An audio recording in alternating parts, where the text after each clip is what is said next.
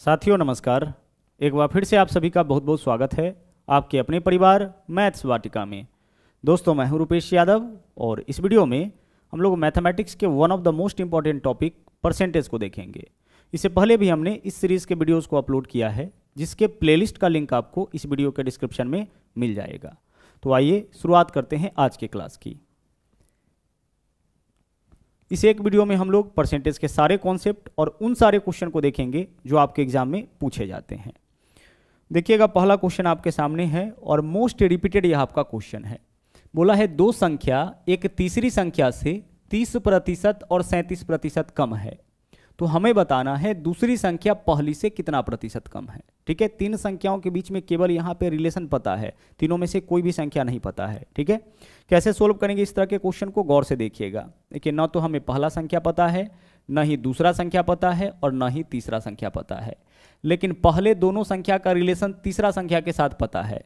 तो हम यहाँ पे तीसरा संख्या मान लेंगे 100। ठीक है, और माने हैं इस वजह से हम लिखेंगे से। मैथमेटिक्स में से का मतलब होता है मानना। तो तीसरा संख्या हम लोग कितना मान लिए, 100 मान लिए। परसेंटेज के फॉर्म में जब डाटा दिया जाए तो जब भी आप मानिएगा 100 मानिएगा। 100 मानने से लाभ यह मिलता है कि 100 का आप जितना प्रतिशत निकालना चाहिएगा उतना ही होता है। जैसे 100 का 10% 10 होगा, 100 का 20% 20 होगा, 100 का 40% 40 होगा। ठीक है, इस वजह से हम लोग क्या मानते हैं, 100 मानते हैं। बाकी कोई दूसरा डाटा भी आप मानिएगा, आंसर आपका सेम ही आएगा। अब आगे दो संख्या के बारे में क्या बोला है, तीसरी संख्या से 30% और 37% कम है, यानी पहला संख्या 30% कम है और दूसरा संख्या 37% कम है। तो देखिए तीसरा संख्या 100 है, तो 100 से 30% कम, इसका मतलब पहला संख्या कितना हो जाएगा 70। 100 से 30% कम यानी 100 में से 100 को 30 कम करिए, कितना हो जाएगा 70। और दूसरा संख्या देख लीजिए कितना कम है, 37% कम है, तो 100 में से 37 माइनस करिए, कितना हो जाएगा आपका 63 हो जाएगा। तो तीसरा संख्या हम लोग यहाँ पे माने 100, तो पहला संख्या हमारा हो जाएगा 70 और दूसरा संख्या हो जाएगा 63, क्योंकि पहला संख्या जो है वह 30% कम है और दूसरा संख्या 37% कम है। अगर क्वेश्चन में अगर ऐसे बोला होता कि पहला संख्या 30% है तो 100 का 30% यहाँ पे हम क्या लिखते, 30 लिखते। दूसरा 37% है तो हम यहाँ क्या लिखते, 37। लेकिन यहाँ क्या बोला है, कम है, तो कम बोलेगा तो 100 में से घटा लेंगे। और अगर यहाँ पे अधिक बोला गया होता कि पहला संख्या 30% ज़्यादा है तो 100 से 30% ज़्यादा यानी कितना लेते, 130 लेते। और 37% ज़्यादा बोलता तो 137 लेते। तो इन भाषा को आप ध्यान रखिएगा। अगर बोले 30% तो सीधे 30 लेंगे, अगर बोले 30% कम तो 100 में से 30 घटा लेंगे यानी 70 लिखेंगे, और अगर बोले 30% अधिक तो 100 में 30 जोड़ देंगे यानी कि 130 हो जाएगा। यह बेसिक बात है। चलिए अब हमारे पास तीनों संख्या है, पहला संख्या भी, दूसरा संख्या भी, तीसरा संख्या भी। अब देखते हैं कि क्वेश्चन क्या पूछा है। देखिए क्वेश्चन पूछा है कि दूसरी संख्या पहली से कितना प्रतिशत कम है। हमें क्या बताना है, दूसरी संख्या पहली से कितना प्रतिशत कम है। तो सबसे पहले आप यह बताइए कि दूसरा संख्या पहला से कम कितना है, 7 कम है। दूसरा संख्या पहला से कितना कम है, 7 कम है। हमें सीधे नहीं बताना है कि कितना कम है, कितना प्रतिशत कम है। तो प्रतिशत कमी कैसे पता करते हैं, तो 7 कम है बट्टा में लिखेंगे, जिससे बोलेगा या जिसके रिस्पेक्ट में बोलेगा। तो किससे बोला है, पहली संख्या से, तो बट्टा में क्या लिखेंगे, पहली संख्या यानी कि 70। जिसके बारे में बोलेगा उसको ऊपर और जिसके रिस्पेक्ट में बोलेगा उसको बट्टा में। यानी हमेशा आपको क्या करना है, जिसके साथ से लगा रहे उसको रखना है बट्टा में। पुनः सुनिएगा, जिसके साथ से लगा रहे उसको रखना है बट्टा में। ओके, चलिए तो क्या बोला था कि दूसरी संख्या पहली से कितना प्रतिशत कम है। तो दूसरा देखिए पहला से कम कितना है, 7 कम है, कितना से, 70 से। और परसेंटेज के रूप में आपको डाटा चाहिए तो इसके लिए इसमें गुना करना पड़ेगा, कितना से, 100 से। इस 100 से गुना करने पर यह आपका किस में कन्वर्ट होगा, परसेंटेज में। सोल्व करिए, आंसर आपका आ जाएगा 0 से 0 कैंसिल, 7 से 7 कैंसिल, कितना आ गया आपका, 10 आ गया, यानी कि 10% कम है। ठीक है, कितना परसेंट कम है, 10% कम है। दूसरी संख्या पहली से कितना परसेंट कम है, 10% कम है। ठीक है, और भी चीज यहां पे क्लियर करते हैं। अगर क्वेश्चन में यह पूछा जाए, ध्यान से सुनिएगा, कि एक्स वाई का कितना प्रतिशत, तो एक्स लिखेंगे ऊपर, वाई लिखेंगे नीचे, और प्रतिशत के लिए गुना करेंगे कितना से, 100 से। अगर पूछा जाए वाई एक्स का कितना प्रतिशत, तो वाई ऊपर रहेगा, एक्स नीचे रहेगा, प्रतिशत के लिए क्या करेंगे, गुना करेंगे 100 से। जिसके बारे में बोलेगा उसको ऊपर, जिसके रिस्पेक्ट में उसको बट्टा में, जिसके बारे में उसको ऊपर, जिसके रिस्पेक्ट में बट्टा में, और परसेंटेज के लिए हम लोग गुना करते हैं कितना से, 100 से गुना करते हैं। ठीक है, लेकिन कम और ज्यादा बोले, जैसे ऐसे बोले कि 20-25 से कितना प्रतिशत कम है। क्वेश्चन क्या बोले, 20-25 से कितना प्रतिशत कम है, तो 20 कम कितना है, 5 कम है। कम बोले तो जितना कम होगा उसको लिखिएगा, और किससे, 25 से, तो बट्टा में 25 लिखिए, और परसेंटेज के लिए क्या करेंगे, गुना करेंगे हम लोग 100 से। ओके, अगर इसी क्वेश्चन में यह पूछा गया होता, मान लीजिए कि पहला संख्या दूसरा से कितना प्रतिशत ज्यादा है। देखिए पहला संख्या दूसरा से ज्यादा है, अब कितना परसेंट ज्यादा है कैसे निकालेंगे, तो देखिए पहला संख्या दूसरा से ज्यादा कितना है, 7 ज्यादा है। अच्छा 7 ज्यादा है किससे, 63 से, पहला दूसरा संख्या से, तो बट्टा में दूसरा संख्या, जिसके साथ से लगा रहे उसी को हम रिस्पेक्ट मानते हैं, और जिसके रिस्पेक्ट में बोला जाए उसको कहाँ रखना है, बट्टा में लिखना है, और इससे आपका आंसर बहुत ही आसानी से आ जाएगा। ओके, चलिए बढ़ते हैं अगले क्वेश्चन में। अब अगला क्वेश्चन देखिए, यह एक क्वेश्चन है जो बहुत ज़्यादा एग्जाम में रिपीट करता है, ध्यान से समझिएगा। बोला है x की आय y से 20% ज़्यादा है। ठीक है, x की आय y से क्या है, 20% ज़्यादा है। तो पहले बेसिक से देखते हैं, न तो यहाँ पे x का आय पता है और न ही y का आय पता है, लेकिन बोला है कि x का जो आय है वह y से 20% ज़्यादा है, तो y का आय भी नहीं पता है, तो y का आय हम मान लिए 100। ठीक है, मान लिए। अब y का आय मान लिए 100, तो x का आय कितना ज़्यादा है, 20% ज़्यादा, तो x का आय 120 हो जाएगा। जिससे ज़्यादा या जिससे कम बोलेगा सबसे पहले तो उसका आय हमें पता करना पड़ेगा। तो y से ज़्यादा कम बोला है तो पहले हम y का आय पता करेंगे। तो y का आय हम मान लिए 100, तो x का आय 20% ज़्यादा कितना हो जाएगा, 120। अगर 20% कम बोलता तो 100 से 20 कम कर देते, कितना हो जाता, 80 हो जाता। अब इससे x और y दोनों का आय पता चल गया। देख लीजिए x की आय y से 20% अधिक, देख लीजिए x का जो आय है वो y से क्या है, 20% ज़्यादा है।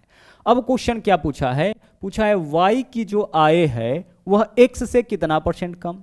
अब आपको क्या बताना है कि y का जो आय है y का वह x से कितना परसेंट कम है। तो y का देखिए तो वैल्यू x से कम कितना है, 20 कम है। अच्छा किससे कम है, x से, तो बट्टा में x आएगा, और परसेंटेज के लिए क्या करेंगे, गुना करेंगे 100 से। जिसके बारे में बोलेगा उसको ऊपर, जिसके रिस्पेक्ट में उसको बट्टा में, परसेंटेज के लिए गुना करेंगे 100 से। क्या बोला है, y का मान है ना, y का मान x से कितना कम है, तो देख लीजिए y x से 20 कम है, तो 20 लिखेंगे। ठीक है, किससे 20 कम है, 120 से, x से, तो बट्टा में x का वैल्यू, और परसेंटेज के लिए गुना करेंगे 100 से। काटिए इसको, 20 छके 120, 2 से काटेंगे तो यहाँ 3 हो जाएगा, यहाँ 50 हो जाएगा। 50 बट्टा 3 कितना होता है, 16.2/3 होता है। तो हमारा आंसर इस क्वेश्चन का यही 16.2/3% हो जाएगा। ठीक है, यानी विकल्प ए जो है वो आपका इस क्वेश्चन का सही आंसर हो जाएगा। बट आगे से इस तरह का क्वेश्चन मिलेगा जिसमें सिंगल परसेंटेज वैल्यू हो। तरीका देख लीजिए सोल्व करने का क्या है। क्या बोला है, x का आय y से 20% अधिक है, तो आपसे यही पूछा जाएगा। अगर एक दूसरा से अधिक है तो दूसरा पहला से कितना कम होगा, यही पूछा जाएगा। तो तरीका यह होगा कि जो परसेंटेज वाला वैल्यू होगा उसको लिखिएगा ऊपर, तो 20 को लिख लिए ऊपर। ठीक है, परसेंटेज वाला जो वैल्यू होगा उसको क्या करना है, ऊपर लिखना है। और बट्टा में देखिए, या तो 100 में इस वैल्यू को जोड़ के लिखिएगा या फिर 100 में से इस वैल्यू को घटा करके। तो अगर अधिक रहे इसके साथ तो 100 में इस वैल्यू को जोड़ लीजिए, तो 100 में 20 जोड़ लीजिए, कितना हो जाएगा, 120, और परसेंटेज के लिए गुना करिए 100 से, बस सोल्व करिए, आंसर आपका आ जाएगा। फिर से देखिए तरीका क्या है, जो न्यूमेरिकल होगा उसको लिखना है ऊपर, और अधिक इसके साथ होगा तो इस वैल्यू को 100 में जोड़कर नीचे, क्योंकि परसेंटेज में वैल्यू तभी आ पाएगा जब बट्टा में कुछ ना कुछ लिखेंगे। ठीक है, तो अधिक बोलेगा तो 100 में इस वैल्यू को जोड़ करके नीचे, और परसेंटेज के लिए गुना करेंगे 100 से। और अगर कम रहता तो 100 में से इस वैल्यू को घटा करके, यानी बट्टा में क्या लिखते, 80 लिखते, और गुना करते हम लोग 100 से। ठीक है, चलिए बढ़ते हैं अगले क्वेश्चन में। इतना ही कैलकुलेशन आपको करना है।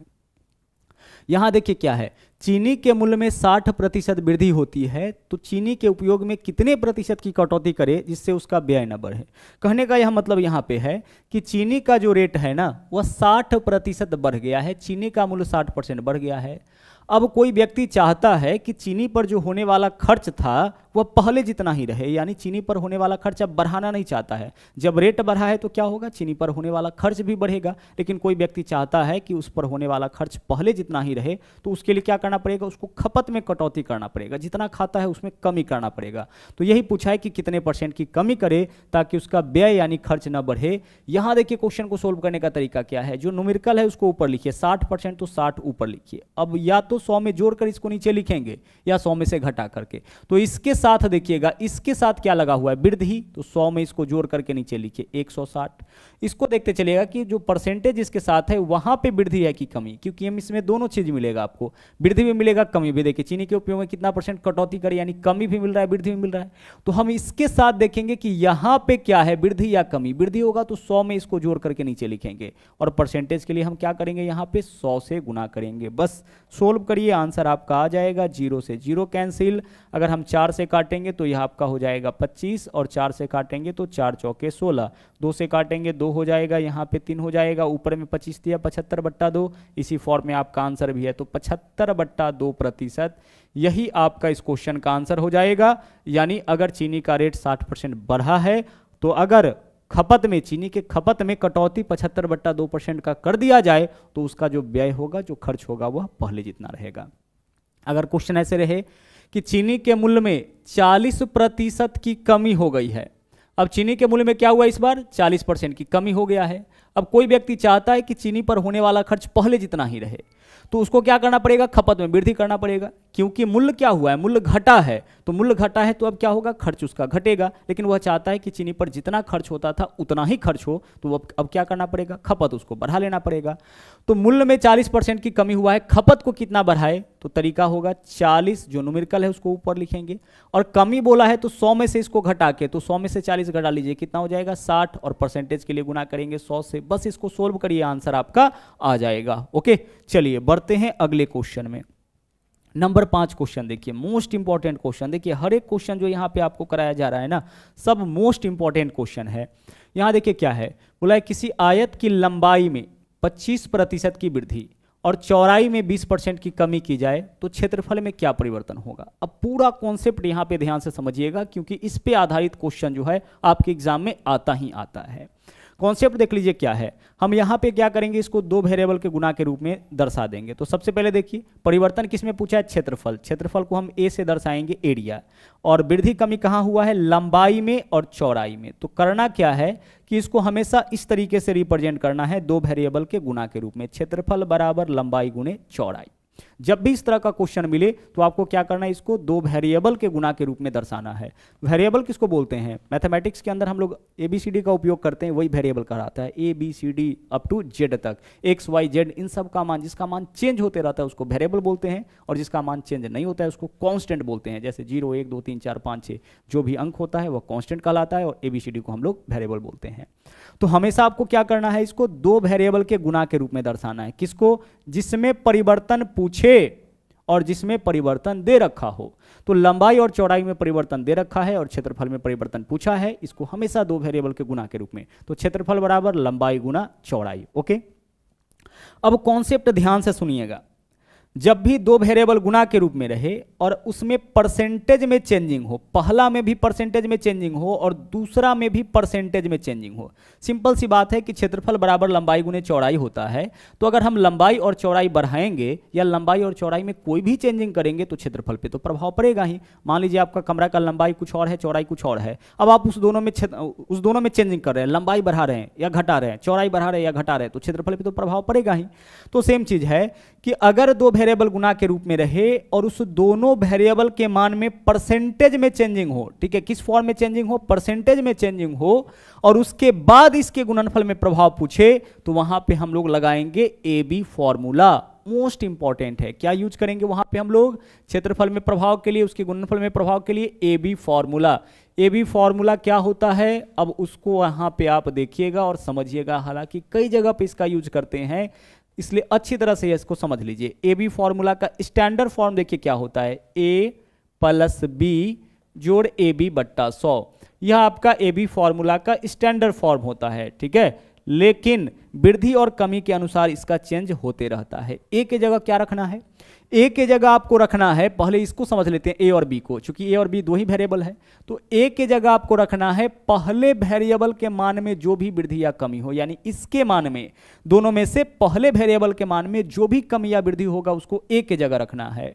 और बी के जगह आपको रखना है दूसरे वेरिएबल के मान में जो भी वृद्धि या कमी हो। वृद्धि या कमी किस फॉर्म में होगा? परसेंटेज के फॉर्म में।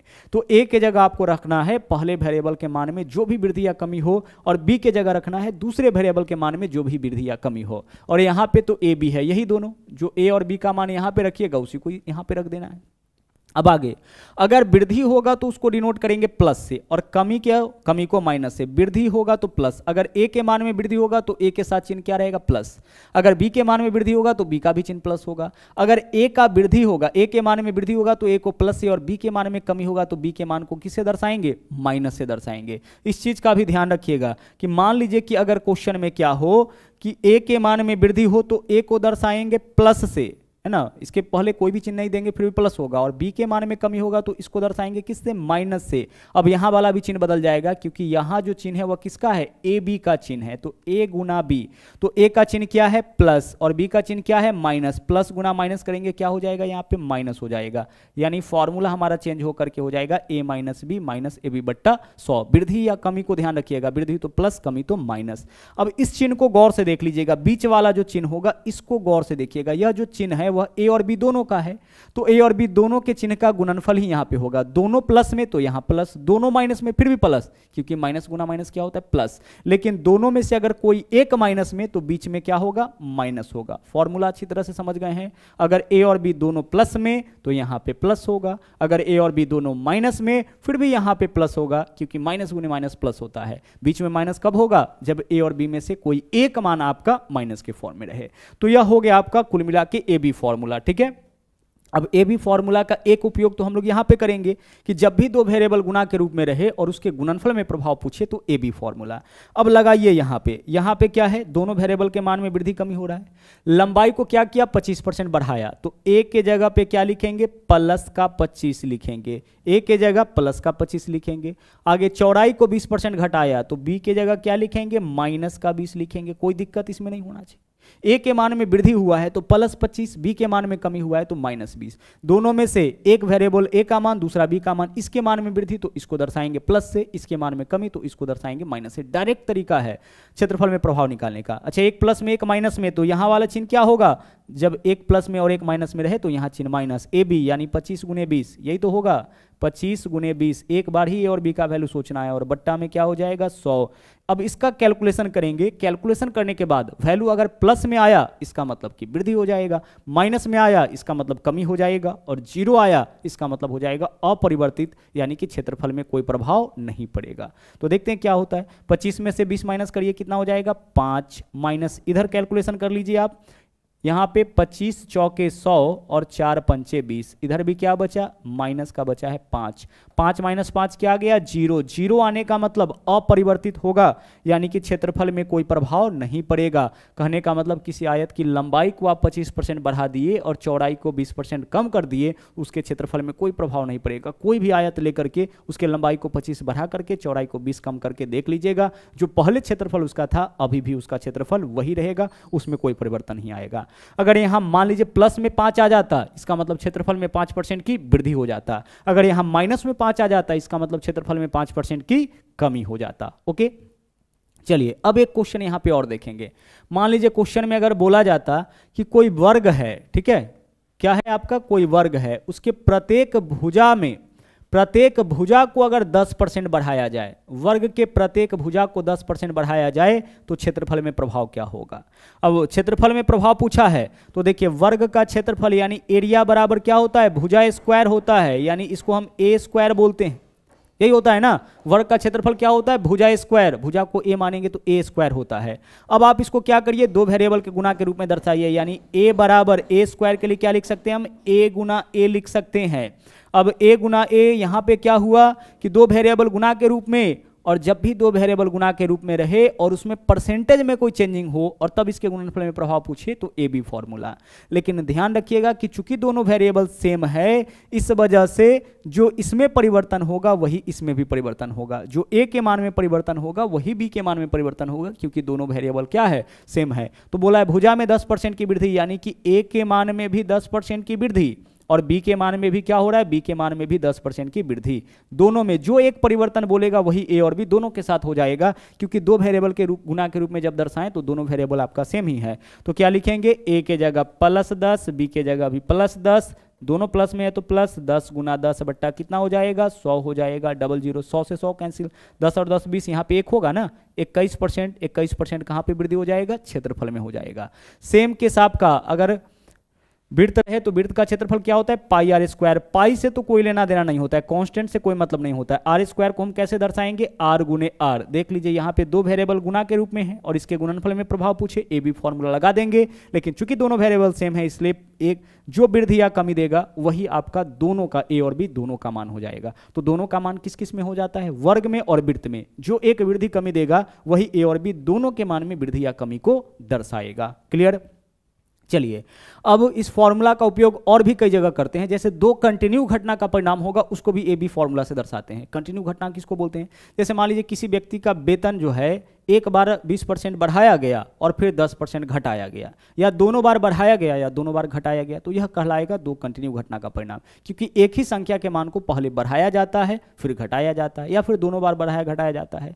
जैसे हम बोलेंगे कि किसी व्यक्ति का वेतन जो है, वेतन में पहले 20% की वृद्धि की जाती है और फिर उसी के वेतन में 10% की कमी की जाती है। एक बार क्या हुआ, 20% बढ़ा दिया, अगली बार क्या किया, 10% घटा दिया। अब फाइनली उसके वेतन में क्या हुआ, फ्लैट क्या हुआ, कि लास्ट में उसके वेतन में क्या दिखा, यह बताना है। तो ये भी फॉर्मूला, तो ए के जगह +20, बी के जगह -10, एक प्लस में एक माइनस में, तो -20 गुना 10 बट्टा क्या हो जाएगा, 100 हो जाएगा।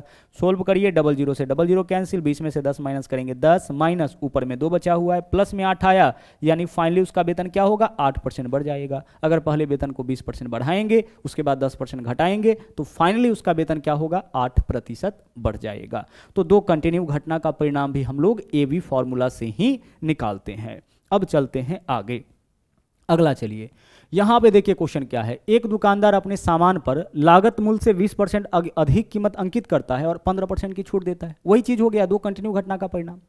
पहले 20% अधिक अंकित किया, यानी कीमत पहले 20% बढ़ा लिया, तो ए का मान हो गया +20 और उसके बाद 15% की छूट दे दिया। इसका मतलब बी का मान क्या हो गया, -15।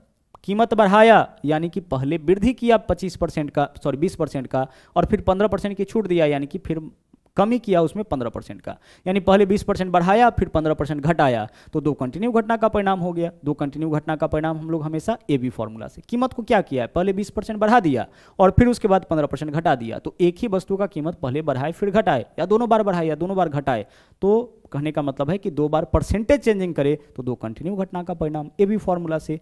तो ए माइनस बी यहाँ पे क्या हो जाएगा, -20 गुने 15/100। ठीक है, आई होप कि पूरा कॉन्सेप्ट आपके समझ में आ रहा होगा। चलिए अब आप इसको सोल्व कर लीजिए। 20 से काटिए 20 पंचे 100, 5 से काटिए 5 तिया 15, 20 में से 15 माइनस करेंगे क्या हो जाएगा, 5, इधर माइनस बचा हुआ है 3, 5 - 3 कितना हो जाएगा, 2, यानी कि 2% का जो है वह वृद्धि हो जाएगा किसमें, लाभ में। 2% का लाभ में क्या हो जाएगा, लाभ में 2% की वृद्धि हो जाएगी। पूछा इसका लाभ प्रतिशत कितना होगा, लाभ प्रतिशत 2% हो जाएगा। ठीक है, चलिए आगे बढ़ते हैं। अगला नंबर 7 क्वेश्चन, यह क्वेश्चन भी देखिए बहुत इंपॉर्टेंट है, समझते चलिएगा। जैसा कि हमने आज आपको बताया कि कुल मिला के 15 क्वेश्चन ही हम लोग करेंगे, लेकिन सारे इंपॉर्टेंट क्वेश्चन और सारे कॉन्सेप्ट भी हम लोग इस टॉपिक को देखेंगे।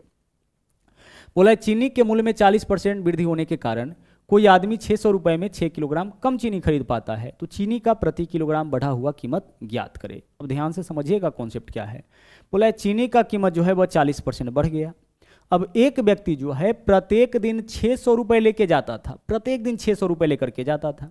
आज भी 600 रुपए लेके गया है, लेकिन आज क्या हुआ है, उसको 6 किलोग्राम चीनी कम मिला। जब उसने दुकानदार से पूछा कि भाई चीनी कम क्यों दिए, दुकानदार ने बोला कि चीनी का भाव 40% बढ़ गया है। तो चीनी का भाव 40% बढ़ गया है तो इसको कीमत भी 40% ज़्यादा लेके जाना चाहिए था, तभी तो पहले इतना सामग्री उसको मिलता, पहले इतना चीनी उसको मिलता, लेकिन यह कीमत उतना ही लेके गया है, इसके वजह से चीनी इसको क्या मिला है, कम मिला है। हमें क्या बताना है, चीनी का प्रति किलोग्राम बढ़ा हुआ कीमत क्या है। ठीक है, एक सेकेंड, हमें क्या बताना है इस क्वेश्चन में, चीनी का प्रति किलोग्राम बढ़ा हुआ कीमत क्या है, यही हमें इस क्वेश्चन में बताना है। ठीक है, चीनी का प्रति किलोग्राम बढ़ा हुआ कीमत क्या है। अब समझिएगा, यहां पे देखिए बढ़ा हुआ कीमत बोले, ध्यान से देखिएगा, बढ़ा हुआ कीमत बोले मूल्य बढ़ने के बाद और घटा हुआ कीमत बोले या फिर वर्तमान कीमत बोले, तीनों का मतलब एक ही होता है। मूल्य बढ़ने के बाद बढ़ा हुआ कीमत या मूल्य घटने के बाद घटा हुआ कीमत ही क्या होगा, वर्तमान कीमत हो जाएगा। तो वर्तमान मूल्य सबसे पहले हम लोग निकालेंगे। अब वर्तमान मूल्य निकालने का तरीका क्या है, वर्तमान मूल्य यानी कि अभी कीमत क्या है, इसका समझिएगा, पूरा ट्रिक है इसको सोल्व करने का। वर्तमान मूल्य कैसे निकालेंगे, गौर से समझिएगा। हम करेंगे रुपया गुने परसेंटेज। हम क्या करेंगे, रुपया गुने परसेंटेज। कितना रुपया लेके यह जाता था, 600 रुपये लेके जाता था, तो 600 गुना परसेंटेज वाला वैल्यू कितना है, 40%। आपको क्या करना है, रुपया गुना परसेंटेज, यानी रुपया वाला वैल्यू के साथ जो परसेंटेज वाला वैल्यू है उसका गुना करना है। ठीक है, इतना में कोई दिक्कत नहीं होना चाहिए। क्या करना है, रुपया गुने परसेंटेज, तो कितना रुपया लेके जाता है चीनी खरीदने, 600 रुपये। कीमत में कितना का वृद्धि हुआ, 40%, 600 गुना 40%। अब आपको अभी यहाँ नहीं देखना है कि वृद्धि हुआ है कि कमी, सीधे रुपया गुने परसेंटेज कर देना है। सीधे क्या करना है, रुपया गुने परसेंटेज कर देना है। और बट्टा में लिखना है जितना किलोग्राम चीनी कम या ज़्यादा खरीदता है, मूल्य बढ़ेगा तो कम खरीदेगा, मूल्य घटेगा तो ज़्यादा खरीदेगा। बट्टा में क्या लिखना है, जितना किलोग्राम कम या ज़्यादा चीनी खरीदता है। फिर से सुनिएगा, क्या लिखना है आपको, रुपया गुने परसेंटेज, और बट्टा में लिखना है जितना किलोग्राम कम या ज़्यादा चीनी खरीदता है। इसका कैलकुलेशन करिएगा, इससे आपका चीनी का वर्तमान कीमत निकल जाएगा। आइए कैलकुलेशन करते हैं। देखिए, प्रतिशत हटाएंगे तो बट्टा में 100 होगा, तो प्रतिशत से हम काट दिए 2 जीरो। ठीक है, प्रतिशत का मतलब क्या होता है, 1/100 होता है, इसका मतलब बट्टा में 100 हो जाएगा। 100 से 2 जीरो काट दीजिए यहीं पे, 6 से 6 कैंसिल, कितना आ गया, 40। तो चीनी का जो वर्तमान कीमत होगा या बढ़ा हुआ कीमत होगा वह क्या हो जाएगा, 40 रुपया प्रति केजी। यह आपका इस क्वेश्चन का आंसर हो गया। ठीक है, चलिए कॉन्सेप्ट समझ में आ रहा है। एक क्वेश्चन और देखेंगे। इस क्वेश्चन में क्या पूछा गया हम लोगों से, वर्तमान कीमत, बढ़ा हुआ कीमत यानी कि वर्तमान कीमत। लेकिन कई बार क्वेश्चन में यह भी पूछा जाता है कि कीमत पहले कितना था। वर्तमान कीमत दे देगा, वर्तमान कीमत आप निकालिए, लेकिन वर्तमान कीमत नहीं, आपसे क्या पूछेगा, पहले वाला कीमत। जैसा कि देख लीजिए अगले क्वेश्चन में है, यहाँ पे देखिए क्या है, बोला चीनी के मूल्य में 10% की कमी हो जाने के कारण एक दुकानदार 2250 रुपये में 25 किलोग्राम चीनी अधिक खरीदता है। तो चीनी का मूल्य प्रति किलोग्राम पहले कितना था, पहले वाला कीमत पूछा है। क्या पूछा है, पहले वाला कीमत। तो सबसे पहले हम लोग वर्तमान कीमत निकालेंगे, क्योंकि वर्तमान कीमत निकालने का ट्रिक हमारे पास है। वर्तमान मूल्य कैसे निकालेंगे सर, वर्तमान मूल्य निकालने का ट्रिक है रुपया गुने परसेंटेज। तो 2250 रुपये लेकर के यह जाता है, तो 2250 तो लिखिए, गुना परसेंटेज वाला वैल्यू देखिए क्या है, परसेंटेज वाला वैल्यू हमारे पास क्या है, 10% है। तो 2250 गुना लिखिए 10%, रुपया गुने परसेंटेज। और बट्टा में क्या लिखना है, जितना किलोग्राम यह ज़्यादा या कम खरीदता है। 25 किलोग्राम ज़्यादा या कम खरीदता है तो बट्टा में 25। सोल्व करिए, इससे वर्तमान कीमत निकल जाएगा। प्रतिशत हटाएंगे तो 2 जीरो कैंसिल होगा, क्योंकि प्रतिशत का मतलब बट्टा में 100। 25 से काटेंगे, 25 नमा 225, यानी 9 रुपया प्रति किलोग्राम यह चीनी का कीमत वर्तमान कीमत हो गया। ठीक है, तो हमारा आंसर इस क्वेश्चन का 9 नहीं होगा। हमारा आंसर इस क्वेश्चन का 9 नहीं होगा, क्योंकि 9 रुपया प्रति किलोग्राम तो चीनी का वर्तमान कीमत है। और इस ट्रिक से हम लोग क्या निकालते हैं, वर्तमान कीमत। अब पूर्व कीमत कैसे निकालेंगे, ध्यान से समझिएगा। ठीक है, एक बेसिक सा कॉन्सेप्ट है जो आगे चल के और क्लियर हो जाएगा। चीनी के मूल्य में क्या हुआ है, 10% की कमी। तो 10% कमी का होल वैल्यू क्या होता है, 90%। 90% यानी कि 90/100 होता है। यह होता है 10% कमी का होल वैल्यू। 10% कमी का मतलब कितना होता है, 90% यानी कि 9/10। तो 10% कमी का होल वैल्यू आपका हो गया 90/10। इसको हम लोग क्या बुलाते हैं, इसको हम लोग होल वैल्यू बुलाते हैं। ठीक है, क्या बुलाते हैं इसको हम लोग, होल वैल्यू बुलाते हैं। कैसे निकालिएगा 10% कमी का, 100 में से 10 कम कर दीजिए, यानी कि 90%। 90% का मतलब 90/100 यानी 9/10। अगर बोलता 10% वृद्धि, तो 10% वृद्धि का होल वैल्यू क्या हो जाता है, 110%। 110% का वैल्यू 11/10 हो जाता है। अगर बोलता 20% वृद्धि का होल वैल्यू, तो 120% यानी 120/100 कर लीजिए ना, सोल्व कर लीजिए, आपका 20% वृद्धि का होल वैल्यू निकल जाएगा। तो यहाँ पे 10% कमी का होल वैल्यू कितना आ गया, 9/10 आ गया। अब आपको क्या करना है कि चीनी का जो वर्तमान कीमत आया है उसमें होल वैल्यू का उल्टा गुना कर देना है। 9/10 है तो 10/9 कर दीजिए, इससे चीनी का पूर्व कीमत निकल जाएगा। इससे क्या निकल जाएगा, चीनी का पूर्व कीमत यानी कि पूर्व मूल्य आपका निकल जाएगा। सोल्व कर लीजिए, 9 से 9 कैंसिल हो गया, यानी कि चीनी का पहले प्रति किलोग्राम कीमत कितना था, 10। आंसर हो जाएगा इस क्वेश्चन का विकल्प सी। ठीक है, क्या करना है, एक छोटा सा आपको स्टेप लेना है, होल वैल्यू का उल्टा कर देना है। और होल वैल्यू किसका निकालते हैं, होल वैल्यू देख लीजिए, रुपए का तो नहीं निकलेगा, वजन का भी नहीं निकलेगा, परसेंटेज वृद्धि कमी का निकलता है। होल वैल्यू हमेशा परसेंटेज वृद्धि कमी का, परसेंटेज का नहीं, परसेंटेज वृद्धि कमी का। जैसे 10% का नहीं निकालेंगे, 10% या तो वृद्धि होगा या कमी होगा तभी होल वैल्यू। अगर 10% वृद्धि तो 100 में 10 जोड़ दीजिए, 110% होल वैल्यू हो जाएगा। 10% कमी तो 100 में से 10 माइनस कर लीजिए, यानी कि 90% होल वैल्यू हो जाएगा। अगर हम इस क्वेश्चन में निकालना चाहते कि पूर्व कीमत कितना, तो देखिए वृद्धि कितना का हुआ है 40%, तो 40% वृद्धि का होल वैल्यू 140%, 140% मतलब 140/100, काटिए 20 सत्ते 140, 20 पंचे 100, होल वैल्यू कितना हो गया 7/5। वर्तमान कीमत 40 है, इसमें होल वैल्यू का उल्टा गुना यानी 7/5 है तो 5/7 कर लीजिए, इससे क्या निकल जाता, पूर्व कीमत निकल जाता। तो पूर्व कीमत निकालना होगा तो हम होल वैल्यू का उल्टा गुना करेंगे। होल वैल्यू किसका निकालेंगे, परसेंटेज कमी या वृद्धि का, वृद्धि वाला जोड़ के कमी वाला घटा करके और होल वैल्यू का उल्टा गुना करिएगा तो पहले वाला कीमत निकल जाएगा। और अभी हम लोग जस्ट देखेंगे कि होल वैल्यू का उल्टा गुना या होल वैल्यू का सीधा गुना क्यों करते हैं, क्योंकि आगे इस पे आधारित क्वेश्चन आने वाले हैं। अब चलिए अगला देखिए यहाँ पे क्या है, राम ने अपनी आय का 4% किसी चैरिटी को दान स्वरूप दे दिया, शेष का 10%। अच्छा यह वर्ड यहाँ पे बहुत इंपॉर्टेंट है, क्या बोला है, शेष का, यानी अब उसके पास जो बचा हुआ है उसका 10% एक बैंक में जमा कर दिया और अब उसके पास 8640 रुपए बचे हैं। तो उसकी आय देखिए किया क्या है, सबसे पहले जो भी आय है उसका 4% जो है वह चैरिटी को दे दिया। अब 4% देने के बाद जो इसके पास शेष बचा हुआ था उसका 10% बैंक में जमा किया। अब जमा करने के बाद, यह दोनों क्रिया के बाद, दान करने के बाद, बैंक में जमा करने के बाद लास्ट में उसके पास 8640 रुपए बचा है। तो हमें बताना इस क्वेश्चन में कि उसकी आय कितनी। तो हम यहाँ पे मानेंगे कि माना कि उसकी आय बराबर x, ठीक है। चलिए अब पहली बार क्या किया है, 4% चैरिटी को दान दिया है तो इसका 4% दान कर दिया तो कितना बचेगा, 96%, शेष इतना तो बचेगा इसके पास। दान कितना किया है 4%, तो 100 में से 4 हटा लीजिए, शेष कितना है 96%, तो इसके पास बचेगा। यानी जितना इसके पास राशि था उसका 96% मतलब 96/100 राशि इसके पास अभी शेष है दान करने के बाद।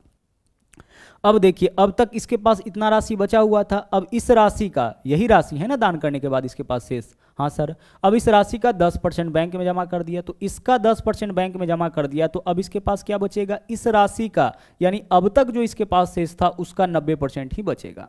अब तक जो इसके पास शेष था, दान करने के बाद जो शेष बचा हुआ था उसमें से 10% जमा किया तो इसका 10% जमा करेगा तो इसका 90% इसके पास शेष बचेगा। अब दोनों क्रिया के बाद इसके पास यही शेष बचेगा, जबकि इसके पास शेष राशि क्या बचता है 8640।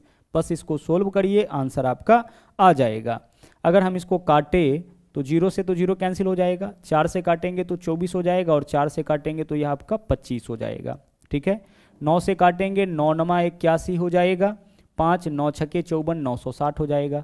24 से काटिए, 24 चौके आपका 960, यहाँ पे क्या हो जाएगा 40। x का वैल्यू आप निकाल लीजिए, 25 चौके कितना हो जाएगा, 25 चौके हो जाएगा 100, 25 गुने 4 क्रॉस मल्टीप्लाई करेंगे 100 और 1 0 यह वाला, 1 0 और 2 और 0, यानी 10,000 रुपये यही जो है आपका आय हो जाएगा, किसका, यही आय हो जाएगा राम का, ठीक है। चलिए राम का आय पूछा था, x का वैल्यू निकालेंगे, वही राम का आय हो जाएगा। बढ़ते हैं अगले क्वेश्चन में। अगला क्वेश्चन देखिए, यह क्वेश्चन आपका वेन डायग्राम से है जो कि परसेंटेज के अंदर ही है। बोला है किसी सभा में 40% लोग चाय पीते हैं, किसी सभा में कितने लोग चाय पीते हैं, 40% लोग चाय पीते हैं और 50% लोग कॉफ़ी पीते हैं। और आगे बोला है कि 10% लोग चाय और कॉफ़ी दोनों पीते हैं, तो कितने प्रतिशत लोग ना तो चाय पीते हैं और ना ही कॉफ़ी पीते हैं। अब ध्यान से समझिएगा, यहाँ बोला है 40% लोग चाय पीते हैं, केवल चाय पीते हैं नहीं बोला है, बोला है कि 40% लोग चाय पीते हैं। तो देखिए हम इस तरीके से वेन डायग्राम बनाएंगे, यह वेन डायग्राम हो गया चाय वाला, ठीक है, यह वेन डायग्राम हो गया हमारा चाय के लिए और एक वेन डायग्राम हम बना लेंगे कॉफ़ी के लिए। और इसी तरह से आपको वेन डायग्राम बनाना है, कुछ पार्ट आपको कॉमन करना है, ठीक है, कुछ पार्ट आपको क्या करना है, कॉमन करना है। और सबसे पहले आपको कॉमन डाटा रखना है। तो कॉमन डाटा क्या है, 10% लोग चाय और कॉफ़ी दोनों पीते हैं, तो जितना प्रतिशत लोग चाय और कॉफ़ी दोनों पीता है पहले उसको रखिए। 10% लोग चाय और कॉफ़ी दोनों पीने वाला तो यही रहेगा, क्योंकि देख लीजिए यह कॉमन डाटा है चाय का भी और कॉफ़ी का भी, ठीक है। आगे चलिए, अब आगे डाटा सेट करिए। अब देखिए कितना लोग बोला है, 40% लोग चाय पीते हैं, मतलब चाय वाला डायग्राम में 40% ही होना चाहिए। तो 10 पहले से है, तो अब कितना रखेंगे हम यहाँ पे 30 और 10, 40% लोग चाय पीने वाला हो गया। और 50% कॉफ़ी, तो कॉफ़ी में 50, तो कॉफ़ी में देखिए ब्लू वाले डायग्राम में पहले से 10 है, तो कितना और रखना पड़ेगा, 40। अब चेक करिए, 40% लोग चाय, हाँ सर चाय 40%, 50% लोग कॉफ़ी, हाँ सर 50% कॉफ़ी हो गया, और 10% दोनों, ठीक है। अगर पूछा जाए केवल चाय तो 30%, चाय तो 40%, केवल कॉफ़ी तो 40%, कॉफ़ी तो 50%, ठीक है। अब क्या पूछा है, कितने प्रतिशत लोग ना तो चाय पीते हैं ना कॉफ़ी पीते हैं, तो सबको जोड़िए, तो 40 और 10 50 और 30 80, तो 80% ऐसे लोग हैं जो या तो चाय पिएगा या कॉफ़ी पिएगा या दोनों पिएगा। तो 80% लोग हैं पीने वाला, तो शेष क्या बचा, 20%, तो 20% लोग हो जाएगा नहीं पीने वाला। पीने वाले का संख्या पता है कि 80% चाय पीने वाला है, तो शेष जो बचेगा वह चाय नहीं पीने वाला होगा। तो 80% लोग पीते हैं, इसका मतलब 20% लोग चाय नहीं पिएंगे। डायरेक्ट तरीका देख लीजिए क्या है, डायरेक्ट तरीका है पास बराबर, एक फॉर्मूला हम लोग यूज कर लेते हैं, पास बराबर पास प्लस पास माइनस पास, ठीक है। पास बराबर पास प्लस पास माइनस पास, या फिर इस फॉर्मूला का भी उपयोग कर सकते हैं, फेल बराबर fail plus fail minus fail, fail plus fail minus fail, ठीक है। दोनों में से कोई भी फॉर्मूला यूज कर सकते हैं। अगर बोले 40% चाय नहीं पीने वाला, 50% कॉफ़ी नहीं पीने वाला, तो हम इस फॉर्मूला का उपयोग कर लेंगे। नेगेटिव है तो फेल वाला फॉर्मूला, और अगर पॉजिटिव है पीने वाला तो पास वाला फॉर्मूला। तो आइए यहाँ पे क्या बोला है, 40% लोग चाय पीते हैं, तो 40% लोग चाय में पास है। उसके बाद देखिए 50% कॉफ़ी, 50% कॉफ़ी में पास है, और माइनस जितना दोनों पिएगा उसको माइनस कर लेना है। 40 और 50 90 माइनस 10 कितना हो जाएगा, 80। तो 80% हो गया चाय या कॉफ़ी पीने वाला, शेष जो बचा वह चाय या कॉफ़ी नहीं पीने वाला। क्लियर। चलिए बढ़ते हैं अगले क्वेश्चन में। यहाँ पे देखिएगा अगला क्वेश्चन क्या है, बोला है किसी कक्षा के 72% विद्यार्थियों ने जीव विज्ञान और 44% ने गणित लिया, ठीक है। यदि प्रत्येक विद्यार्थी ने जीव विज्ञान अथवा गणित में से कम एक विषय लिया हो और 40 विद्यार्थी दोनों विषय लिया हो, तो कक्षा में कुल विद्यार्थियों की संख्या। देखिए एग्जैक्ट डाटा हमारे पास क्या है, यही है 40% दोनों, बाकी सब तो अनुमानित है। 72% जीव विज्ञान लिया, तो इससे संख्या तो पता नहीं चलता है ना कि विद्यार्थी कितना विद्यार्थी। आगे बोला है 44% गणित लिया, इससे भी संख्या पता नहीं चलता है। देखिए जब आप इंटरमीडिएट में जाते हैं तो आपके पास विकल्प होता है कि साइंस से पढ़ना है या आर्ट से। जब आप साइंस चुनते हैं तो वहाँ भी आपके पास विकल्प होता है कि मैथ या बायोलॉजी। तो कुछ लोग मैथमेटिक्स चुनता है, कुछ लोग बायोलॉजी चुनता है, और कुछ वैसे भी लोग होते हैं जो मैथमेटिक्स और बायोलॉजी दोनों चुनते हैं, वहाँ पे आपके पास विकल्प होता है। तो सेम चीज हुआ है यहाँ पे, क्या किया है कि 72% लोग जीव विज्ञान और 44% गणित लिया है। तो आप सबसे पहले 72% और 44% को जोड़िए, तो 72% प्लस 44% जोड़िए, कितना आ गया, 72 और 44 116 आ गया। अच्छा 116% आने का मतलब क्या है, 116% आने का सीधा सा मतलब है ना, इसका सीधा सा मतलब है कि 100 से कितना ज़्यादा आया है, 16%। तो 16% ऐसे लोग होंगे, ऐसे छात्र होंगे जो दोनों विषय लिया होगा, ठीक है, दोनों विषय लिया होगा, उसी का संख्या यह दर्शाता है। 100% के फॉर्म में 100% का मतलब होता है टोटल, यानी कि उस विद्यालय में विद्यार्थियों का कुल संख्या 100% होगा। अब इस 100% में से 72% बायोलॉजी लिया है जीव विज्ञान और 44% गणित, जोड़ने पर 116 आया। इसका मतलब क्या है, इसका मतलब है कि 16% ऐसा स्टूडेंट होगा जो दोनों विषय लिया होगा। अगर हम आपसे कहे कि किसी सभा में 70% लोग चाय पीते हैं और 50% लोग कॉफ़ी पीते हैं, तो जोड़िए, तो 7 5 12 120 आ गया। 120 आने का मतलब क्या है, 100 से कितना ज़्यादा आ गया, 20 ज़्यादा आ गया। इसका मतलब 20% ऐसे लोग होंगे जो चाय और कॉफ़ी दोनों पीते होंगे, ठीक है। अब देखिए 16% ऐसे स्टूडेंट हैं जो दोनों विषय लिया है, जबकि यहाँ दोनों विषय लेने वाले का संख्या कितना है, 40। तो पूछा है कक्षा में कुल विद्यार्थियों की संख्या, तो हम कुल विद्यार्थी का संख्या x मान लिए, कुल विद्यार्थियों की संख्या का 16% यानी कि 16/100 दोनों विषय लिया होगा, जबकि दोनों विषय लेने वाले छात्रों का संख्या कितना है, 40। बस सोल्व करिए, आंसर आपका आ जाएगा। काटिए इसको, अगर हम काटे इसको तो 8 से काटेंगे तो 8 दूना 16 और 8 पंचे 40 हो जाएगा, ऊपर से ऊपर वाला। 2 से काटेंगे क्या हो जाएगा, 50 हो जाएगा। x का वैल्यू निकाल लीजिए क्रॉस में, 50 गुने 5 यानी कितना, 250 हो जाएगा। कुल विद्यार्थी का संख्या हम x माने, कुल विद्यार्थियों की संख्या का 16% यानी कि 16/100 इतना ही दोनों विषय लिया होगा, जबकि दोनों विषय लेने वाले का संख्या कितना है, 40। सोल्व करके x का मान निकालेंगे, यही कुल विद्यार्थी का संख्या हो जाएगा। एक तरीका और भी है, देखिए, जिसका उपयोग आपको करना है। दोनों विषय लेने वाले का संख्या परसेंटेज में 16%, रियल में 40, यानी यह जो 40 है ना, यह 16% का मान है, तो 16 से भाग कर दीजिए, 1% का मान निकल जाएगा। जो रियल डाटा होगा उसको ऊपर, और यह जितने प्रतिशत का मान होगा उससे भाग करिएगा तो 1% का मान निकलेगा। और हमें बताना है कुल विद्यार्थियों की संख्या यानी कि 100% का मान 100 से गुना करिए, आंसर आपका आ जाएगा। 8 से काटिए, 8 पंचे 40 और 8 दूना 16, 2 से काटिए 50, 50 गुने 5 250 हो गया। यहाँ से भी आपका आंसर आ जाएगा। तो आप यही अप्रोच अपनाने का प्रयास करिएगा। ओके, चलिए बढ़ते हैं अगले क्वेश्चन में।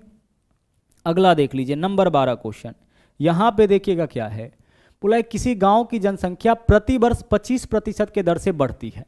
ओके, पूछा है 3 वर्ष के बाद जनसंख्या दे रखा है 10,000, तो पूछा है प्रथम वर्ष के आरंभ में कितना। 3 साल के बाद जनसंख्या 10,000, तो हमें बताना है कि प्रथम वर्ष के आरंभ में, 3 साल बाद का दिया है, पहले वाला पूछा है, ठीक है, बाद का जनसंख्या दिया है, पहले वाला पूछा है। तो यहां हम लोग करेंगे होल वैल्यू का उल्टा गुना। क्या करेंगे, होल वैल्यू का उल्टा गुना। अगर वर्तमान में है और आगे जाना है, आगे चलना होगा तो सीधा चलेंगे, पीछे जाना होगा तो उल्टा चलेंगे, सिंपल सी बात है।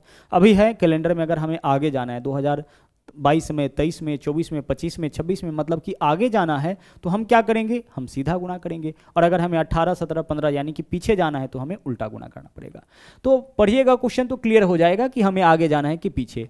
तो 3 वर्ष के उपरांत जनसंख्या इतना हो जाएगा, ठीक है, 3 साल के बाद इतना है, तो बोला है पहले वर्ष के आरंभ में कितना, मतलब पीछे जाना है, तो होल वैल्यू का उल्टा गुना। और होल वैल्यू किसका निकालते हैं, परसेंटेज वृद्धि कमी का। तो देखिए यहाँ पे क्या है, 25% की वृद्धि, तो 25% वृद्धि का होल वैल्यू कितना हो जाएगा, 125%, यानी कि 125/100।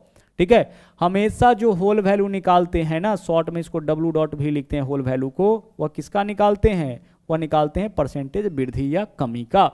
परसेंटेज वृद्धि या कमी का ही होल वैल्यू निकलता है, वृद्धि का जोड़ के कमी का घटा करके। तो 25% वृद्धि का होल वैल्यू 125%, यानी 125/100। सोल्व करिए तो इसको 25 से काटिए, 25 पंचे 125 और 25 चौके 100, यानी होल वैल्यू हमारे पास कितना है, 5/4 है। अब यहां पे देखिए जनसंख्या कितना दे रखा है, 10,000। इसमें या तो होल वैल्यू का सीधा गुना करेंगे या फिर उल्टा। तो सीधा करे कि उल्टा, तो 3 वर्ष उपरांत का दे रखा है, पहले वाला पूछा है, तो होल वैल्यू का उल्टा। तो होल वैल्यू हमारा 5/4 है, इसका उल्टा क्या हो जाएगा, 4/5। अरे 5/4 तो सीधा है, उल्टा कब होगा, जब नीचे वाला को ऊपर, ऊपर वाला को नीचे ले जाएंगे। होल वैल्यू का उल्टा गुना। अच्छा कितना बार गुना करे, तो देखिए केस कितने साल का है, 3 साल का ना, तो 3 बार, यानी 4/5 गुना 4/5 गुना 4/5। कितना बार लिखना पड़ेगा, 3 बार लिखना पड़ेगा। 3 साल पहले कितना, होल वैल्यू का 3 बार उल्टा गुना। 3 साल बाद कितना, होल वैल्यू का 3 बार सीधा गुना। 2 साल पहले कितना, तो होल वैल्यू का 2 बार उल्टा गुना। और 2 साल बाद कितना, तो होल वैल्यू का 2 बार सीधा गुना। 1 साल बाद कितना, तो होल वैल्यू का 1 बार सीधा गुना। और 1 साल पहले कितना, तो होल वैल्यू का 1 बार उल्टा गुना। क्लियर। चलिए अब सोल्व करिए। अब यहां पे देख लीजिए, पंचे 25 पंचे 125, 125 अठे 1000, यहां पे 80 हो गया। अब आगे गुना कर लीजिए, 4 चौके 16 चौके 64, अठे 512, 512 पर 1 0 यानी कि 5120। यही गांव का जनसंख्या रहा होगा प्रथम वर्ष के आरंभ में, यानी कि 3 साल पहले। 3 साल बाद का दे रखा है, 3 साल पहले का पूछा, होल वैल्यू का हम लोग कर लिए यहाँ पे उल्टा गुना। आगे चलिए। अच्छा एक चीज और देखिए, 25% के दर से, यानी कि 3 साल का आपका बढ़ने का दर यही है। ठीक है, अगला देखिए क्वेश्चन क्या है, सेम ही क्वेश्चन है लेकिन यहाँ पे कुछ अलग चीज आपको सीखने को मिलेगा। किसी गांव की आबादी 8000, प्रथम वर्ष के दौरान 10% और द्वितीय वर्ष के दौरान 20% बढ़ जाता है, यानी पहले साल का वृद्धि दर कितना है, 10%। तो 10% का होल वैल्यू 110/100, 10% वृद्धि हुआ है ना, 110/100। काटिए इसको, कितना हो जाएगा, 0 से 0, यानी फर्स्ट ईयर का जो होल वैल्यू होगा वह 11/10 होगा। ठीक है, यह क्या है आपका फर्स्ट ईयर का होल वैल्यू। ठीक है, अब सेकेंड ईयर का होल वैल्यू निकालिए, सेकेंड ईयर का होल वैल्यू क्या होगा? सेकेंड ईयर देखिए दूसरा साल 20% बढ़ा है, तो 20% वृद्धि का होल वैल्यू 120%, यानी 120/100 कम ही होता, 20% कम ही, तो 100 में से 20 हटा लेते, 80%। काटे इसको, 20 छके 120, 20 पंचे 100, यानी कि 6/5। तो पहले साल का होल वैल्यू 11/10 और दूसरे साल का होल वैल्यू 6/5। दोनों साल का होल वैल्यू यहाँ पे अलग अलग है। हो सकता है वृद्धि वाला प्लस करके, कमी वाला माइनस करके। बोला है गांव की आबादी 2 साल के बाद कितना होगा? 2 साल बाद मतलब हमें आगे जाना है कि पीछे? सर आगे जाना है, आगे। वर्तमान में कितना है? 8000। क्या निकालना है? 2 साल बाद, तो होल वैल्यू का सीधा गुना। तो पहले साल का होल वैल्यू 11/10 और दूसरे साल का होल वैल्यू कितना है? दूसरे साल का 6/5 है। तो कभी कभी क्या करता है कि प्रत्येक साल का होल वैल्यू अलग अलग दे देता है, प्रत्येक साल का वृद्धि दर अलग अलग दे देता है। उस केस में हम लोग अलग अलग होल वैल्यू निकालेंगे, जैसा कि यहाँ पे आपका क्वेश्चन था। फर्स्ट ईयर का होल वैल्यू, सेकेंड ईयर का होल वैल्यू हमेशा वृद्धि या कमी का, परसेंटेज वृद्धि या कमी का, वृद्धि वाला जोड़ के कमी वाला घटा करके। 20% कमी का होल वैल्यू 80%, 30% कमी का होल वैल्यू 70%। सिंपल सा कॉन्सेप्ट है। अब इसको आप सोल्व करिए। देखिए 0 से तो 0 कैंसिल हो जाएगा, 5 से अगर इसको हम काट ले तो 16 पंचे 80, 160 हो जाएगा, 16 छके 96, यानी कि 10,560। देखिए जरा सा, 10,560, हाँ 10,560, यही आपका इस क्वेश्चन का आंसर हो जाएगा। गुना कर लीजिएगा। ओके, चलिए बढ़ते हैं अगले क्वेश्चन में। अगला क्वेश्चन देखिएगा यहाँ पे क्या है। बोला है एक चुनाव में केवल 2 उम्मीदवार थे। हर टाइप का क्वेश्चन हम लोग देख रहे हैं यहाँ पे, परसेंटेज से रिलेटेड जितने भी टाइप के क्वेश्चन आते हैं उन सारे क्वेश्चंस को, ताकि एग्जाम में आपको किसी तरीके का कोई दिक्कत ना हो। एक चुनाव में केवल 2 उम्मीदवार। अच्छा, केवल 2 उम्मीदवार कहने से क्या लाभ मिलेगा? आगे देखिए। एक उम्मीदवार को 40% वोट मिला। एक उम्मीदवार को कितना वोट मिला है? 40%, यानी जितना भी वोटिंग हुआ है उसका 40% पहले उम्मीदवार को मिला। अब आप एक चीज सोचिए जरा सा कि अगर चुनाव में केवल 2 ही उम्मीदवार है तो पहला को अगर 40% वोट मिला है तो शेष वोटिंग किसको हुआ होगा? दूसरे को, यानी दूसरा को मिला होगा 60%। क्योंकि यहाँ पे वैलिड है या इनवैलिड वोटिंग हुआ है ऐसा कुछ नहीं, चर्चा नहीं किया है। तो पहला को 40% वोट मिला, इसका सीधा सा मतलब है कि दूसरा को मिला होगा 60%। ओके, अब आगे बोला है वह एक अन्य उम्मीदवार से 298 वोट से हार गया। देखिए जिसको मिला है ना, जिसको वोट मिला है 40%, वह दूसरे उम्मीदवार से हार गया है कितने वोट से? 298। अब परसेंटेज में देखिए तो पहला उम्मीदवार दूसरे उम्मीदवार से कितने परसेंट से हार गया? 20% से, क्योंकि पहला को 40% और दूसरा को 20%। यही तो है, पहला उम्मीदवार दूसरे उम्मीदवार से कितना परसेंट से हार गया? 20% से। जबकि रियल में कितना? 298। तो 20% का वैल्यू आपका दे रखा है 298। हम लोग क्या करेंगे? पूरा 100% का मान निकालेंगे, टोटल वोटिंग निकल जाएगा। तो अभी हमने आपको तरीका क्या बताया? 298 कितने परसेंट का मान है? 20% का मान। तो 20 से भाग करिए, 1% का मान निकल जाएगा। हमें टोटल निकालना है, कुल डाले गए मतों, यानी 100 का वैल्यू, 100% का मान, तो हम 100 से गुना करेंगे। बस इसको सोल्व करिए, आंसर आपका आ जाएगा 20 पंचे 100, 298 गुणे 5, यानी कि 1490। तो 1490 टोटल वोटिंग आपका डाला गया था। यहाँ से केवल हमें यह देखना है कि कितने प्रतिशत का वैल्यू कितना है। तो 20% का वैल्यू 298, तो 100% का वैल्यू यहाँ से भी हम निकाल सकते हैं। तो फिर 100% का वैल्यू क्या होगा? तो 1% का मान 298/20 होगा। 100% का मान यहाँ भी गुना करेंगे हम लोग 100 से, या फिर ऐसे कर सकते हैं कि टोटल वोटिंग x मान लिए, इसका 20% यानी 20/100 का संख्या 298, इसको भी सोल्व करिएगा। सेम चीज़ है। तो आपको ना इस वाले कॉन्सेप्ट का यूज करना है, जो रियल वैल्यू होगा उसको ऊपर जितने परसेंट का वैल्यू होगा उससे भाग परसेंटेज के लिए गुना करेंगे 100 से। मतलब एग्जैक्टली हमें यह पता करना है ऐसे क्वेश्चन में कि कितने परसेंट का मान कितना है। अब चलिए अगले क्वेश्चन में। अगला देखिए क्वेश्चन क्या है। यहां पे बोला गया है कि यदि राम को 30% अंक मिला किंतु वह 15 अंकों से फेल हो गया। देखिए राम को कितना परसेंट अंक मिला है? राम को मिला है 30% अंक, मतलब जितना नंबर का एग्जाम हुआ है उसका 30%, लेकिन फिर भी यह पास नहीं किया, यह 15 नंबर से फेल कर गया। राम जो है ना वो 15 नंबर से फेल हो गया। मोहन को 40% अंक मिला। मोहन का अंक कितना है? मोहन का अंक है 40%, लेकिन मोहन को क्या हुआ है कि उत्तीर्णांक से, उत्तीर्णांक का मतलब होता है पासिंग मार्क्स, ठीक है, जितने नंबर पर कोई स्टूडेंट पास करता है उसी को पासिंग मार्क्स बोलते हैं या उसी को उत्तीर्णांक बोलते हैं, उत्तीर्ण होने के लिए अंक। तो मोहन को उत्तीर्णांक से 35 अंक ज़्यादा, यानी जो भी पासिंग मार्क्स है उससे 35 नंबर ज़्यादा मोहन को आ गया है, ठीक है। अब इसके बेसिस पर हमें दो चीज़ बताना होता है।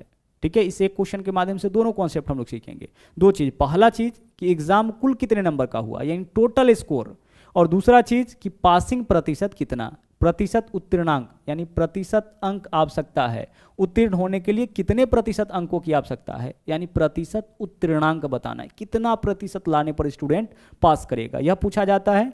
और दूसरा चीज क्या पूछा जाता है यहाँ पे कि टोटल मार्क्स कितना। तो दोनों चीज का जवाब यहाँ पे हम लोग देखेंगे। गौर से देखिएगा, फिर से क्वेश्चन को समझते हैं। राम को जो है, राम को 30% नंबर मिला और मोहन को 40% नंबर मिला, तो दोनों के मार्क्स में परसेंटेज में अंतर तो क्लियर है, 30-40 यानी 10% का अंतर। परसेंटेज में दोनों के मार्क्स में कितना का अंतर, 10% का। अच्छा, रियल में कितने का अंतर, तो एक को 15 नंबर कम आया, दूसरा को 35 नंबर ज़्यादा, तो कम ज़्यादा बोले तो अंतर जोड़ के निकालिए, तो 15 और 35 कितना हो जाएगा, 50, यानी कि दोनों के नंबर में 50 नंबर का अंतर है। दोनों के मार्क्स में कितना नंबर का अंतर है, 50 नंबर का। अगर कम और ज़्यादा बोले तो अंतर हमेशा जोड़ के निकालते हैं। दोनों फेल रहता, दोनों फेल वाला रहता तो अंतर घटा करके, दोनों मोर वाला रहता तो अंतर घटा करके, लेकिन एक मोर और एक फेल यानी एक कम और एक ज़्यादा रहे तो अंतर हम लोग जोड़ के निकालते हैं। ठीक है, कम और ज़्यादा में अंतर कैसे निकालना है, जोड़ के। जैसे देख लीजिए 15 नंबर से फेल, तो हम मान लेते हैं कि पास करने के लिए ना 200 नंबर की आवश्यकता है, तो सोचिए राम को कितना आया होगा, 15 नंबर कम यानी 185 नंबर आया होगा। ठीक है, राम का नंबर 185। चलिए मोहन का नंबर ऊपर लिखते हैं, मोहन को 35 नंबर ज़्यादा यानी पास होने के लिए 200 नंबर, मतलब इसको 235 नंबर। अब दोनों में अंतर देख लीजिए, 50 का ही होगा। कोई भी मार्क्स लेकर के आप चेक कर सकते हैं। मान लेते हैं कि पास करने के लिए 100 नंबर की आवश्यकता, तो राम का अंक देख लीजिए कितना होगा, इसको 15 नंबर कम यानी 85 नंबर आया होगा। और मोहन का नंबर कितना है, 35 नंबर ज़्यादा यानी 135। यहाँ भी अंतर चेक करिए, यहाँ भी अंतर कितना का, 50 का। तो आपको ऐसे अंतर थोड़े निकालना है, इस डाटा को देख के अंतर पता कर लेना है। तो कम और ज़्यादा रहे तो अंतर जोड़ करके, मतलब दोनों के मार्क्स में रियल में अंतर 50 का, जबकि परसेंटेज में अंतर 10 का। इसका मतलब क्या हुआ, इसका मतलब यह हुआ कि यह जो 50 नंबर है वह कितने परसेंट का मान हो गया, 10% का। परसेंटेज में दोनों के मार्क्स में अंतर कितना का, 10% का। रियल में 50 का, यानी 50 नंबर 10% का मान। यही तो क्लियर हुआ है।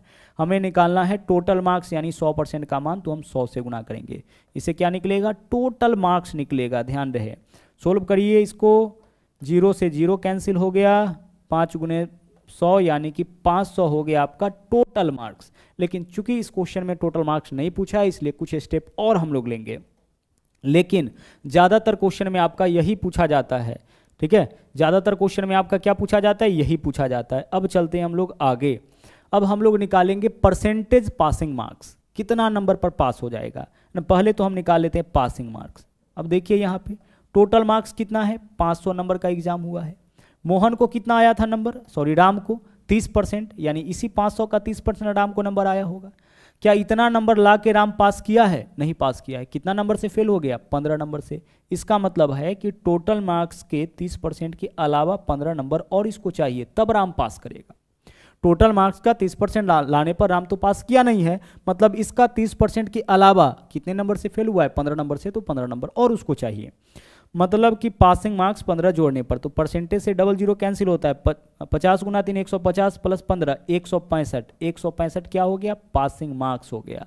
अब हमें बस निकाल देना है परसेंटेज पासिंग मार्क्स। ठीक है, परसेंटेज पासिंग मार्क्स, तो 165 नंबर लाने पर ही पास करेगा कोई। देख लीजिए पासिंग मार्क्स 165। अब 165 नंबर लाना पड़ेगा कितना नंबर में, 500 नंबर में। परसेंटेज के लिए हम गुना करेंगे कितना से, 100 से। बस क्वेश्चन आपका हो गया सोल्व। ठीक है, 00 से 00, 155 165 को 5 से काटिए, 5 दिया 15, 1 5 दिया 15, यानी पास करने के लिए 33% नंबर की आवश्यकता है। इसको मत देखिएगा, पास करने के लिए कितने नंबर की आवश्यकता है, कितने परसेंट की, 33% की। इस डाटा से देखिए देखेंगे और हम लोग को पता चल जाएगा कि टोटल मार्क्स कितना। फिर हमें क्या पता करना है, फिर हमें पता करना है कि परसेंटेज मार्क्स मतलब पासिंग मार्क्स कितना। तो मोहन 30% लाया है, किसका 30%, पासिंग टोटल मार्क्स का, तो टोटल का 30% के अलावा 15 नंबर और चाहिए इसको। इसके हिसाब से चले तो टोटल मार्क्स के 40% निकालेंगे और उसमें से 35 कम करेंगे, क्योंकि इसको तो 35 ज़्यादा है। तो 500 का 40% कितना हो जाएगा, 200। 200 में से 35 कम करिए, यानी कि 165। यहाँ से भी पासिंग मार्क्स निकाल सकते हैं, इससे भी निकाल सकते हैं। 165 नंबर चाहिए कितना में, 500 में, तो 165 बट्टा 500 गुना 100। ओके, चलिए अब चलते हैं अगले क्वेश्चन में। एक और क्वेश्चन है आपका चुनाव वाला। बोला है किसी चुनाव में दो प्रत्याशी खड़े थे जिसमें से एक प्रत्याशी जो वैध मतों का, अब इस क्वेश्चन को गौर से देखिए, क्या बोला है, वैध मतों का 65%, पहले प्रत्याशी को वैध मतों का यानी वैलिड वोटिंग का कितना परसेंट मिला है, 65%। अच्छा, अब आप एक चीज सोचिए, इसके आधार पे पता लगाइए कि दो ही उम्मीदवार है, तो पहला को अगर वैलिड वोट का 65% मिला है तो शेष जो होगा 35%, 100 में से 65 इसको मिल गया, ठीक है, तो 35% तो इसी को मिला होगा, 65% यानी टोटल का 65% इसको, सॉरी वैलिड वोटिंग का 65% इसको, तो वैलिड का 65 इसको, तो 35 इसको, 65 + 35 100 हो जाएगा, 80 इसको, तो 20 इसको, 40 इसको, तो 60 इसको, बस अब आ गए। और 2100 मतों से चुनाव जीत गया, पहला उम्मीदवार इस बार चुनाव जीता है, पहला उम्मीदवार कितने मतों से, 2100 मतों से। आगे बोला है डाले गए 30% मत अवैध थे, तो डाले गए मतों की कुल संख्या। अच्छा, मतों की कुल संख्या हम मान लेते हैं x, जो मत डाला गया उसका 30% अवैध था, यानी वैध कितना, 70%, तो इतना वैध वोट हो गया, वैलिड हो गया। और वैलिड वोट के कितना परसेंट से पहला उम्मीदवार जीता है, 65 और 35, 30% से, 30/100 यही तो होगा। पहला उम्मीदवार दूसरे उम्मीदवार से परसेंटेज में कितना से 65 आया, इसको 35 आया, यानी 30% ज़्यादा लाया, तो वैलिड वोट के 30% से, यानी वैलिड वोट के 30% इतने मत से चुनाव जीता है, जबकि रियल में चुनाव कितने वोट से जीता है, 2100 वोट से। सोल्व करिए, आंसर आपका आ जाएगा 7 या 21 से 2100 कैंसिल, यहाँ से x का वैल्यू क्रॉस मल्टीप्लाई 100 × 100 यानी 1 पर कितना जीरो हो जाएगा, 4 जीरो हो जाएगा, यही हो जाएगा डाले गए मतों की कुल संख्या। तो यह था आपका आखिरी क्वेश्चन। इस तरीके से आपका यह जो टॉपिक है वो अच्छी तरह से कंप्लीट हो गया है। आज हम यही छोड़ेंगे, अगले दिन मिलेंगे फिर से किसी नए टॉपिक के साथ। तो मिलते हैं अगले वीडियो में। थैंक यू, जय हिंद।